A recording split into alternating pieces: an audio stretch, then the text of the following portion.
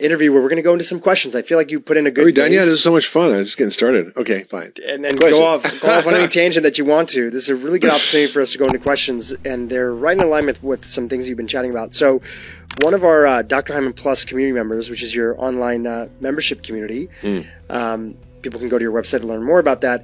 They ask, what is the best vitamin for brain health that you would add into your longevity stack? So all these things that you've been mentioning, is there anything that people are really worried? I mean, the scariest diseases on the planet are things like dementia and Alzheimer's and other stuff. I mean, do you need to be thinking about a separate supplements just for that, or does all this stuff work for those things too? I mean, there's three things that are come to mind that are the most important, which is a B complex that regulates methylation, which is B6, folate, B12. And they're critically essential for healthy brain function. The second is fish oil. We talked about 60% of your brain is fish oil, and vitamin D. Like those.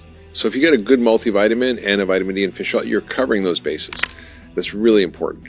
And then if you really want to get fancy, you can start with more mitochondrial support, because your brain has more mitochondria than any other organ. I think your heart and brain are more or less the same.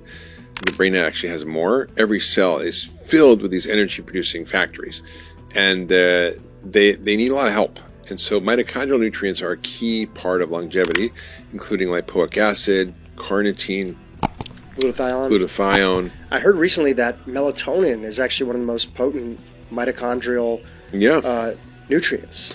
Yeah, it turns out melatonin is very helpful for aging as well, and can regulate inflammation, and it's pretty interesting. I think, we